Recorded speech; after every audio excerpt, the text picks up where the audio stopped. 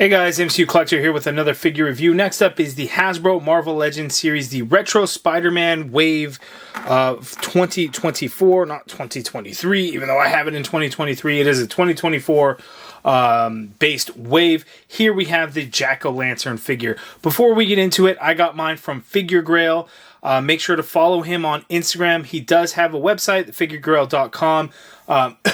But when it comes to like Hasbro product, you're mainly going to find that through his Instagram page. So whenever he has Hasbro product available, because he does get them from Hong Kong, so this did not come from any store in the US, it came from Hong Kong. So as he has stuff that becomes available, like Hasbro product, depending on how many quantities he can get of anything, or if he's even able to get it, whatever he can get, he will have them on sale through his Instagram story. So make sure to give him a follow and keep an eye out for those posts. But that is how I got mine. So make sure to follow at FigureGrail_USA on Instagram. You can check out his website. Both links are in the video description below, so you can check it out. But we have here the Jack-O-Lantern figure. Huge upgrade and change from the previous Jack-O-Lantern figure that we had gotten many years ago. I think this was back at the Hobgoblin wave, Build-A-Figure wave? Very early on. This is an old body that used the Thunderbolt's Ghost figure. Just kind of crazy. It just really doesn't hold up well. It still looks pretty cool, but really doesn't hold up well. So this new one is just huge improvements and looks really cool, so I'm excited to take a look. Here we have the retro card back. It is the throwback to the Spider-Man the Animated Series action figure line by Toy Biz. So this is one of those cases where I will get a second one to be able to display this one on my wall because it has, that retro card feel, so I love it. The call out there is the hovercraft. We get the artwork there. Looking at the back of the package, as you can see, the little gimmick is you could swap out the hands, and he's got the hoverboard there. The bio reads, a mercenary in an armored suit, Jack-O-Lantern terrorizes New York on his hovercraft as the infamous flame-headed villain. So pretty cool. So it is a beefy one. It's nice to see some accessories and things get included here because he's got the hoverboard, he's got hands and everything like that. Whereas some of these figures are a little bit lacking, this guy definitely is not. So let's go ahead and get him out of the package. Okay, so here is the Jack-O-Lantern figure out of the package, and it is really good. A couple of things with it. The hoverboard is really small. So I have both feet actually, because there's little pegs on there, I have both feet pegged into the hoverboard, or the hoverboard pegged into both feet. It's just really small, so it's kind of weird how he stands on it. Like, it doesn't really seem stable. And then it's heavy, so good luck trying to get it to go into certain like flight poses type of things. Because here, as you look, it's weighted heavy. I'm using the Hasbro Pulse stand, but it really wants to like topple over. You have to have it lower on the stand. Other figure stands and things, you're probably going to be able to do better things. So it's just kind of something that I had done here. And then the hoverboard, it has this rounded piece. It was a separate piece. You had to just kind of plug it in. It's not going to lay flat anywhere, so that's something to also keep in mind. But he looks absolutely amazing. There's some really cool things going on here. I'm really excited to show you guys. So let's go ahead and zoom in, take a closer look at the head sculpt, which is awesome. The rest of the figure, which is really cool because we got a lot of new things going on here. So overall, pretty good. Huge upgrade to what we had previously that is just not nearly as good. So let's go ahead and get in for the closer look.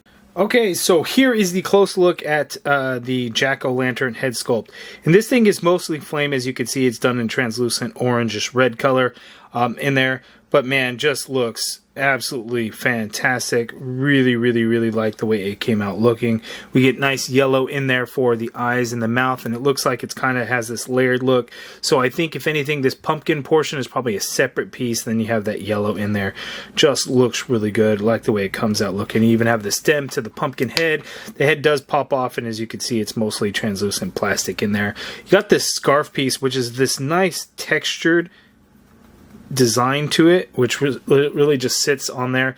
Then you got the big ass long dumbbell joint for the head there. Yeah, and this just pops right back on and looks really good.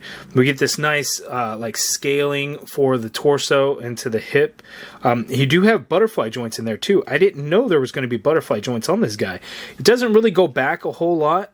And then coming forward for crossbody, you get a little bit, sure. which is nice. But the metallic green on there looks really good. I like the way it came out. Then the rest of the figure, you just get dark green. It is pinless, light green for the boots as well as the gloves. And as you can see, he has one hand to hold the pumpkin bomb, another open hand, and then he also comes with a pair of fists. And these are nice because they are like the sculpted gloved hands, which is quite nice. A little bit of texture on there. He's got these bombs around his waist. Only one of them is removable, and that one is right there. It has a little peg, so you could just peg it right on in there, and you could just remove it as needed there. And then as you can see, his right hand is the grip hand to hold the bomb, so it just fits in there nicely with enough friction that he is not going to drop it. It stays in there very secure. You don't have to worry about it, and that is pretty cool. The back of the figure, not a whole lot going on for it, but yeah, that head sculpt just so good. Came out really, really nice. Yeah, way nice. Here was the previous version, as you could see, is a little bit smaller. I don't know if it's something that you could swap, if that's something that you wanted to try. I'll give it a shot, and we'll see if I can even get this one off. I'm going to try and be as careful as possible, but I don't know if it really can. Yeah, nope, I'm not going to get it off. I'm not going to force it. It's an older figure at this point. I'm not even going to try and take it off. Okay, so let's take a look at the articulation for Jack-o'-lantern. He's not really going to be able to look up a whole lot, unfortunately, on that dumbbell joint and the way the design of the head is. Looking down, he can actually look down quite a bit, which is good. You get a full rotation in there, somewhat pivot going on. That scarf is, again, kind of a floating piece. The shoulder you can get to go out that much straight on out, which is good. You get a full rotation in there.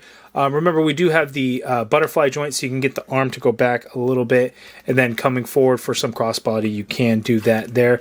Upper bicep swivel, double jointed pinless elbow gives you that much bend there at the elbow, which is quite nice.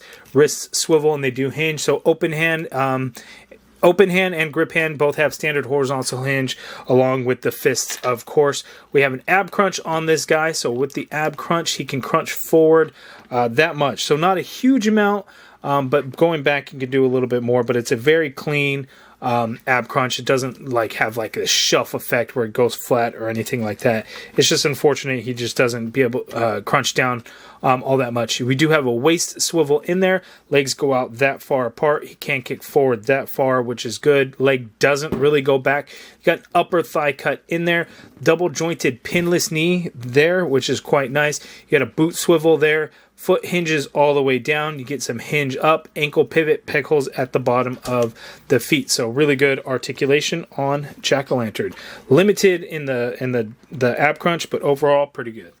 I realized I forgot to do a close-up of the glider. As you can see, it has this round part that just ports or just plugs right on into the bottom there.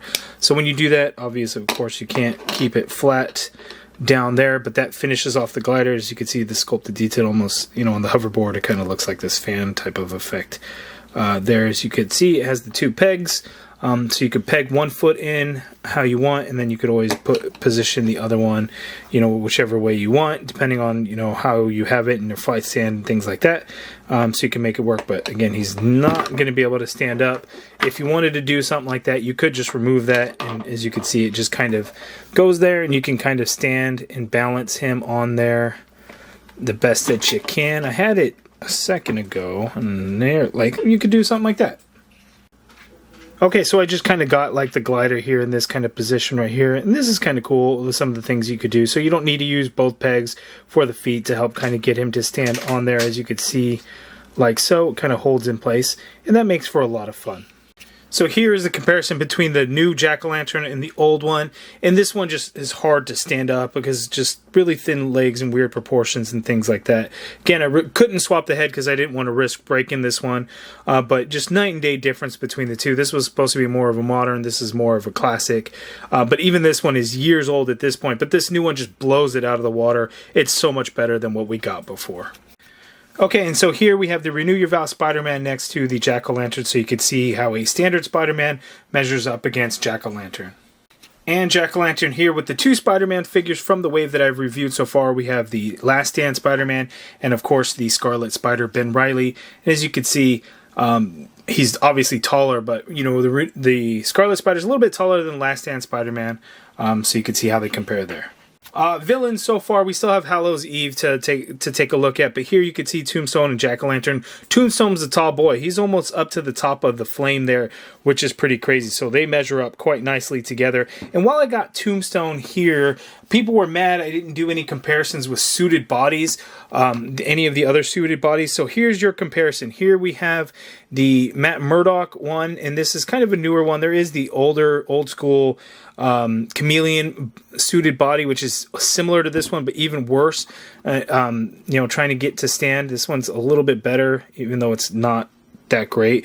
So you can see this suited body is just massive compared to the previous ones that we got. And this one here was like the bigger suited body, but this, it's just nothing in comparison because it just towers over these guys. Okay, so to finish off the review, here's the jack-o'-lantern. I kind of have him go, you know, trying to grab that pumpkin bomb there. So a lot of fun can be had with this this hoverboard, and you know, using certain flight stands and stuff. The only thing is because it's so small, getting both feet kind of in there, or even getting it to make sense where one foot is pegged in there and the other one's still on the board somehow, makes it a little bit tricky, but it can be done. But I'm really having fun with it. Hope you guys like it. It's a beefy figure. It's kind of tall, but it's all pinless, which is good. We get a lot of new parts here, which is always a welcome addition, but a huge upgrade and improvement from the previous jack-o'-lantern figure that I think a lot of you guys will like. I think this is going to be one that was pretty popular amongst collectors, so hopefully you guys like it. But you guys let me know down in the comments below your thoughts on it, whether you're picking it up or not. Let me know. If you guys liked this video, please do me a favor and hit that thumbs up button. Subscribe if you haven't already done so. Hit that join button to become a channel member and be a part of the MCU Collective. And as always, thank you for watching.